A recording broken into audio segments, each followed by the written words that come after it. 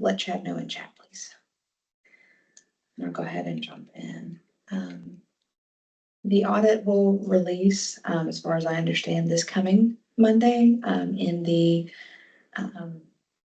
President's communication. We want to get started early. The survey link is now in chat here, but it officially comes out next Monday. And remember that this audit is due October 24th of this year. The purpose of the audit is to get a baseline of where we are on campus and have provided an optional worksheet because depending on what you choose, you can get between 14 and 127 prompts, and that's not to scare you. It is to give options for if you have one or more third-party documents or documentation request. You don't have to turn documentation in, but if you have third-party digital products, you can turn in the information and contact information for it. So if you have nothing to turn in there, there will be a lot less prompts. That's why it looks so, that's why it can look that big. Just wanted to give ample room for individuals to respond. And I'll show what that looks like here in a moment. And I want to point out, as everyone's filling this out, you can save to draft. Sorry, got away from the optional worksheet. Optional worksheet has been provided to show what all the prompts can be, the most you can get. And if you work better by filling out your answers ahead of time, you can use it. You don't have to. It's just a Word document that you can open up and work in.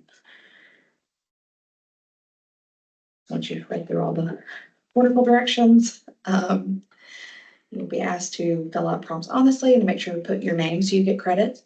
And this top part is just information to make sure that once the data is compiled, it gets to leadership so they can complete their leadership template.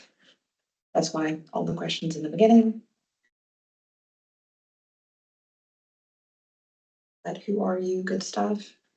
And then just kind of, there will be some basic questions to ask about, have you been trained at Chat State before? There's no right or wrong answer. There's just gathering information to see where everybody is and seeing if you've trained through TBR and external training. Also, as a starting point, I said there will be a place where you can share third-party services that you use to complete your job or you're assigning to other individuals to use. There's a list here that you can check off kind of some of the more common services used on campus, just so that you kind of have a list of, oh, okay, these are already known, and you can check off what you use. And then you will be prompted to share what kinds of files you create on campus, communications. There are several of them, and you can, so I will walk through this and I will check all of them. I would say all of us are going to check emails and just kind of go through and honestly say, okay, I do this in my job. Again, no right or wrong answer, just kind of being honest and saying, hey, I do these things. And then just kind of seeing where everybody is. In each section, I won't dig in too deeply because as you go through, you'll be able to read through them thoroughly. Each section that you checked, that you do on behalf of the college is part of your job. For example, emails, you can go through the lists and different items that you would, or different things that you would do to make these types of things accessible. So, for example, emails, is there a descriptive subject line? Are you writing in plain language? And each one of these items you would say if you're comfortable or not, check it, and then move on to the next prompt. Scroll through since there are several. Also, for some applicable sections, software and services, for example, for learning objects, if there are any additional that weren't on that, let me scroll back up.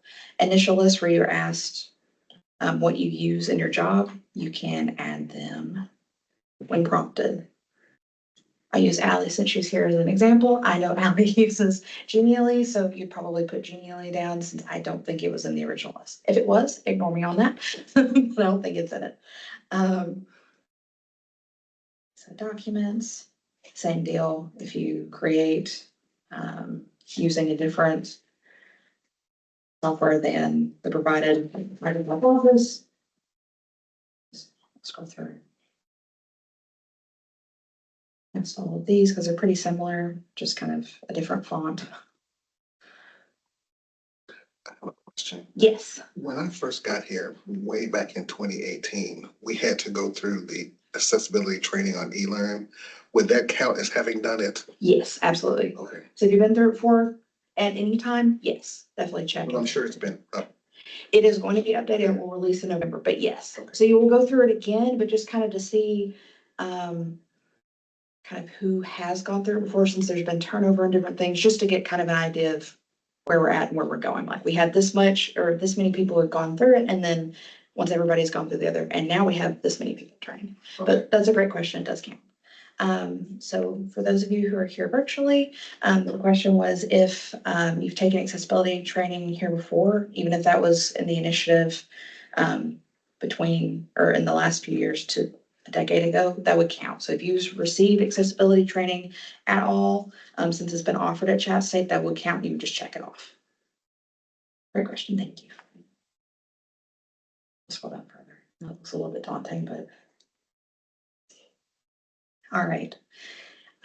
Once you've gone through the kind of creation questions for what kind of communication files are you participating in or creating, you'll be asked to read through the entire question for how many digital services are offering tools, textbooks, etc.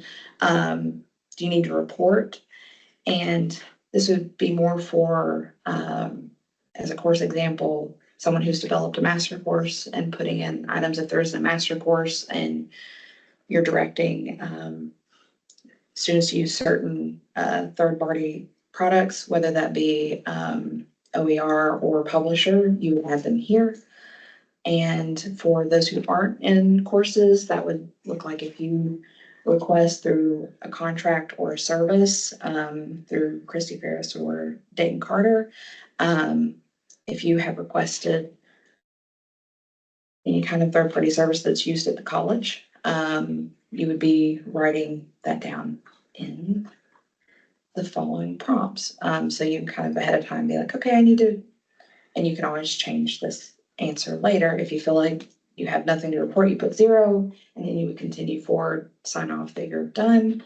I've made prompts for up to 10. I don't expect a lot of people to put in 10. Just wanted to give enough room just in case. Let's say that you wanted to put in 3, you answer 3, and then you'll start filling in the information for each third party service, product, textbook, whatever it is. And so you put in the product name, company name, software, service, textbook. Have you looked in the AMT database? There are directions to go look there because it is now available in TigerWeb. Please let us know if for some reason you go to access it and you cannot access it. And then contacts, and then for course code, ISBN, author, edition of textbook, we know that that would be course only. If you're not filling out something for a course, you ignore that. You don't have to fill that in. And for ever how many services you pick, you will fill in product name, company name for each one of those. It seems pretty straightforward to me, but I feel like y'all are going to be the ones going through it. Does anyone in the room with me or online have any specific questions for filling this survey out?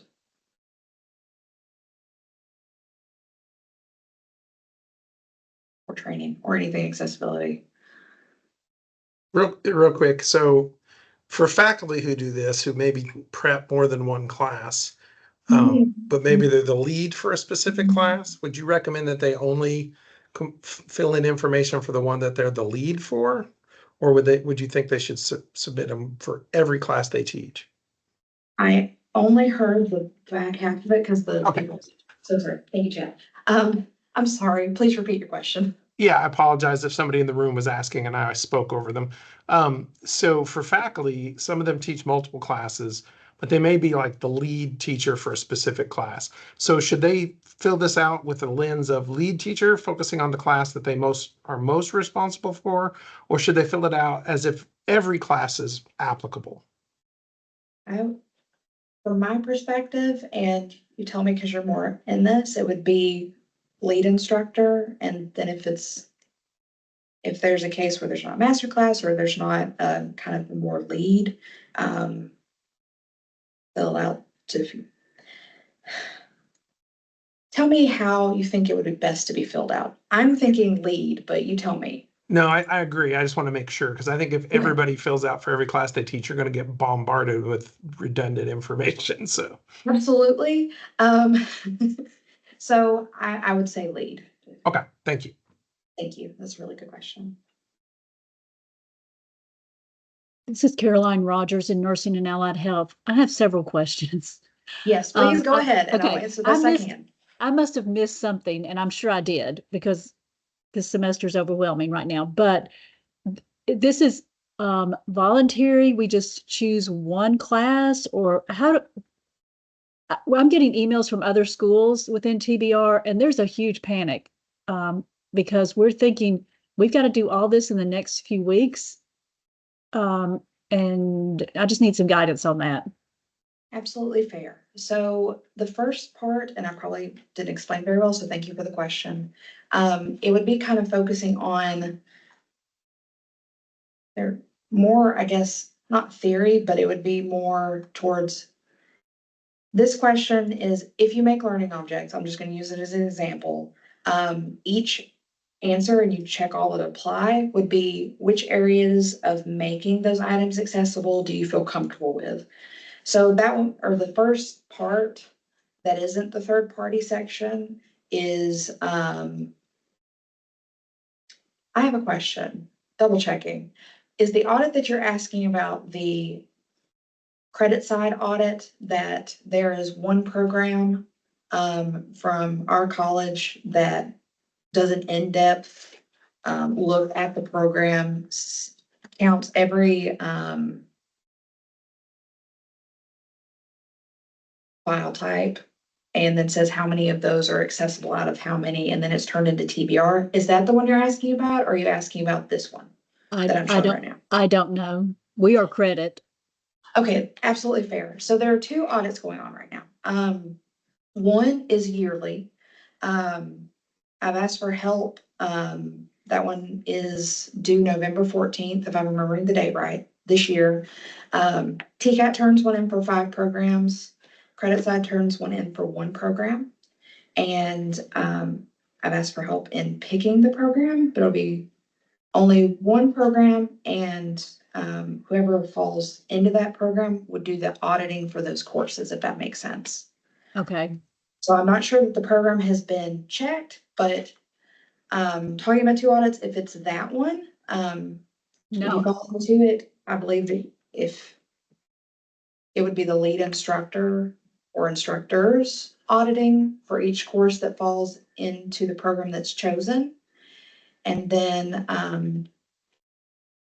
the one that I'm presenting on right now, but it's great to talk about both, so thank you for the question.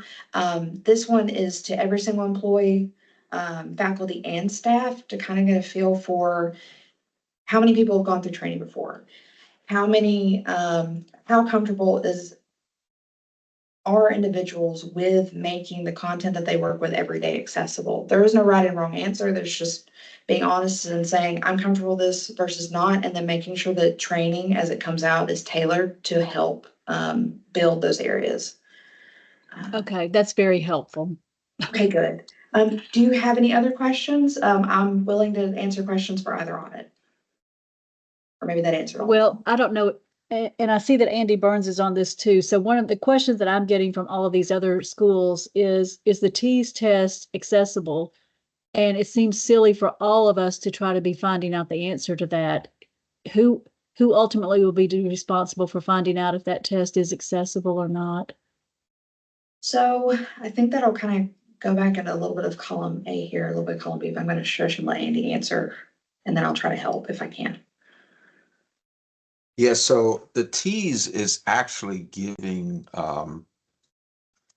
The company, ATI, is the testing source that has it, and generally they have to meet an accessibility qualification as well.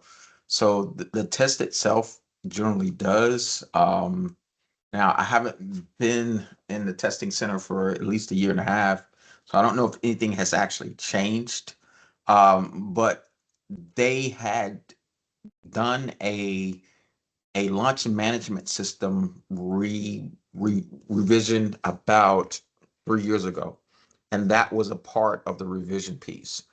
Um, and the browser that they actually used was a part of the revision piece. So I'm gonna go on a limb and say yes, and that's mainly because I do know 3 years ago that they did go through an accessibility piece, and I don't imagine that if they had any updates that it will revert back to it.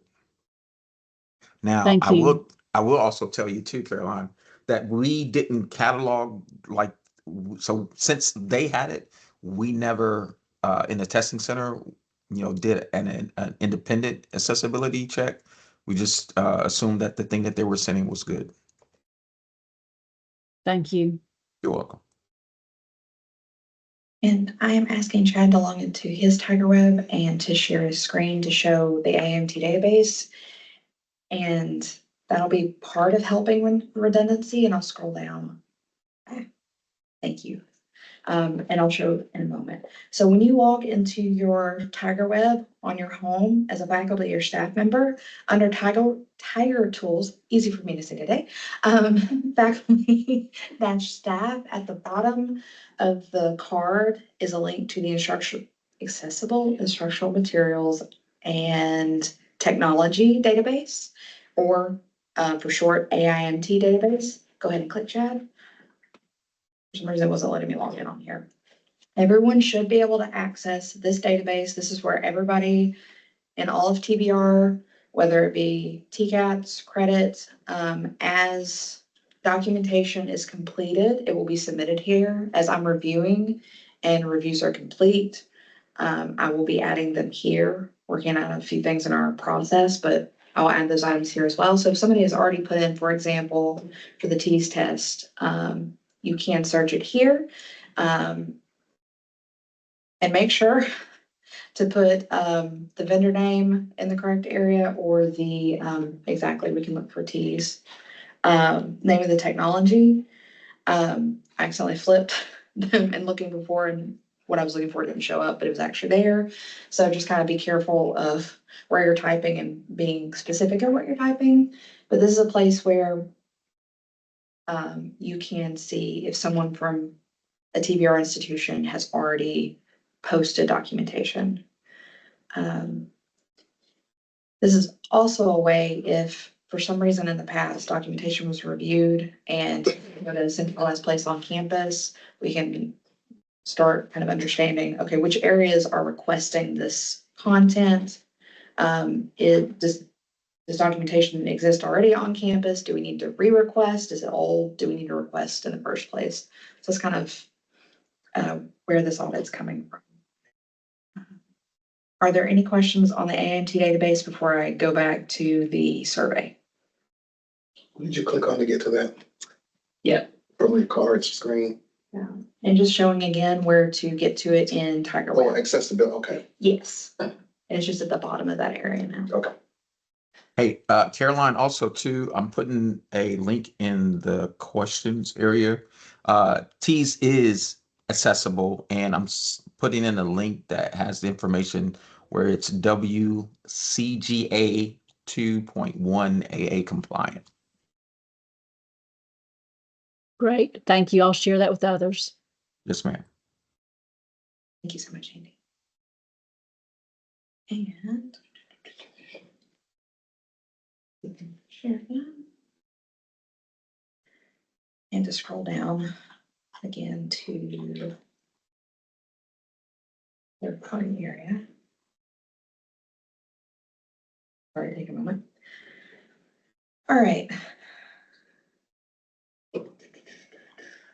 Each item that you will enter for asks, have you checked in the ANT database for the product? And you can say yes or no. So kind of see, like, checked for it. just to kind of get everybody in the habit of looking.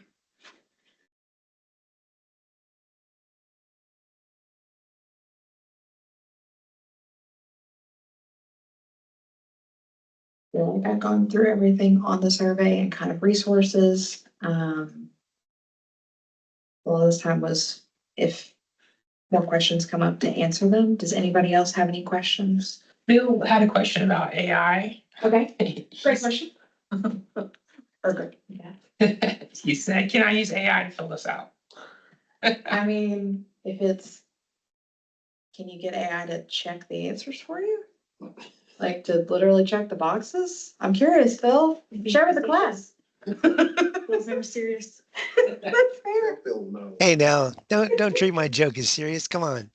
I know. Thank you, Phil, for the levity. As long as it's accurate, that's fine. I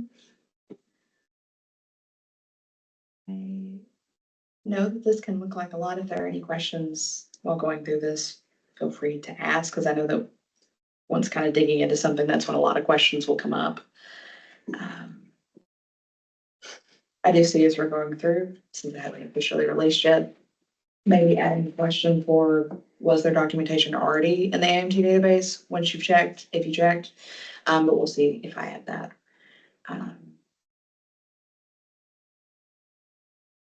Maybe I'll put your email in the chat. So Yes, if people please. have questions. And chat is awesome, and it's gonna add my email in the chat. So just let me know, when this goes live next week. Anything that comes up. Whether it be a question or if it's just not working. Or whatever. The goal is to get every product we use on campus and every book we use on campus into that database at the end. So we have Yes. all of our accessibility documentation in one place. Exactly. And you're the one putting them in after we provide the information into that database?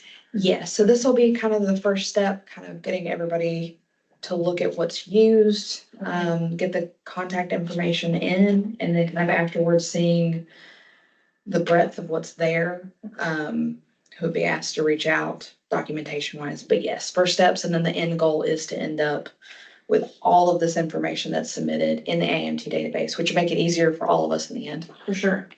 So just kind of getting to that point is what we're trying to do with the survey. Cool. Thanks, Allie. And if no more questions, really short training / meeting, and I really appreciate y'all being here today.